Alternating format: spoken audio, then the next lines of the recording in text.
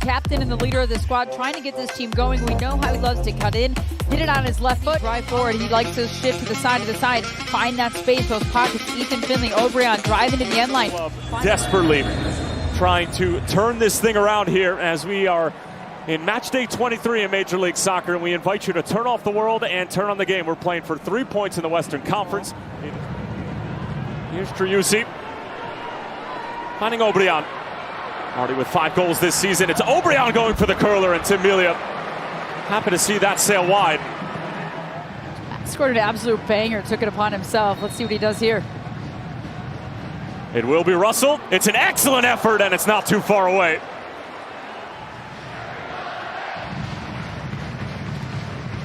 It's a good delivery from Tommy. Falls kindly for Sporting, and the effort from Jonis. In swinger from Tommy towards the back post. Russell lining it up.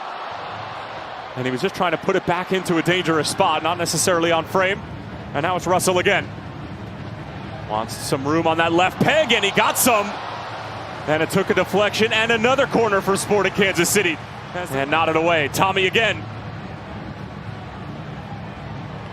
Eric Tommy blocked in front by Brendan Heinzike and finally cleared away by Austin. And they get a chance to take at least half a breath.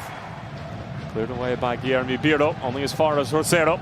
Russell into Polito. Oh, great ball. Threads the needle for Pierre. Brought down by Leibold. On his favorite left foot, takes a deflection, and it's in! Well, there's a little bit of lady luck for Tim Leibold.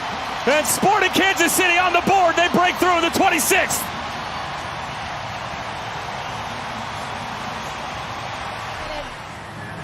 But you nailed it, Lady Luck. First, a beautiful through ball to find Caden Pierre, making that nice little run, and he chips it to that back post. The near post runners were all marked. You see Alan Polito as well. A good first touch by Leibold, and just drives it as hard as he can at goal. Takes a deflection on the way through, and Stuver just watches it go by. He can't get back in time. Right off the backside of Gallagher.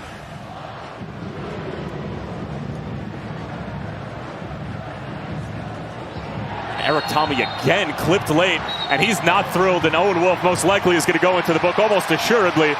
And now 30 years old, we mentioned before, in his second season with Sporting Kansas City, originally from Germany. And that's a late and high challenge from Jake Davis, and obviously he was going for the ball, but the nature of the challenge was rather reckless. And now Diego Rubio is going to go into the book for what has to be dissent, because it wasn't anywhere near the play in Major League Soccer, but around the world.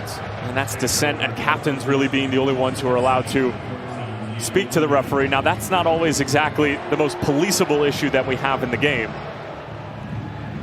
And now Driussi. Can Austin FC potentially get going on the counterattack?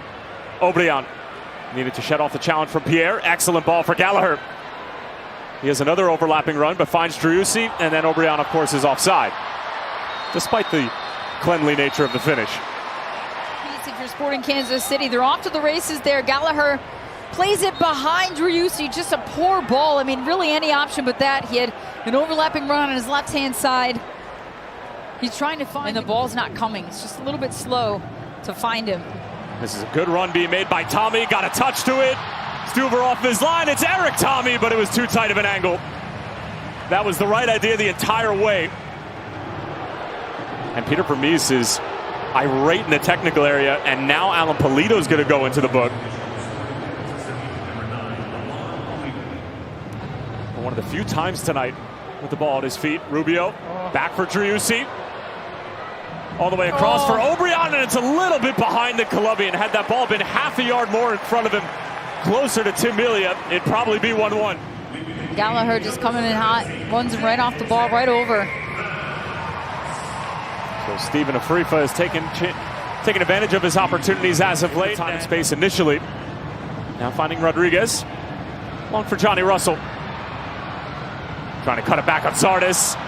And Gyasi Zardes was just long enough to be able to get there. But he had to get it right too, because it was just inside the box.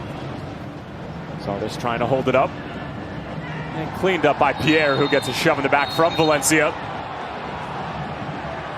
And Valencia is going to go into the book. It's about the second or third involvement he's had since coming on. Not putting away chances that you are having. You would think you would feel pretty good going into the second half with those additions. Excellent little stutter step from Johnny Russell. Gets away from Biro, who's scrambling to try to get back in position. Russell across for a Frifa! 2-0 to Sporting. Johnny Russell, the creator. And it's been the Stephen Afrifa show as of late. Doesn't try to do too much with it. It just slots it home. He's making his run the whole way. A little clever step there to beat Biro. And Johnny Russell, nice long touches out in front. He can run onto it. He curls it with the outside of the left boot. And inside of the left foot, Afrifa puts this one away to give the 2-0 lead. Kind of chops it down to make sure it doesn't hop up on him and go over the crossbar. Perfectly timed run. Keeps himself in an onside position. He kind of gave a little wave, letting Johnny Russell know he was there.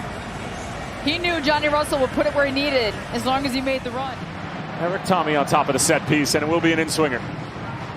They'll go short. Back for Tommy. And towards the back post. Russell keeps it in play.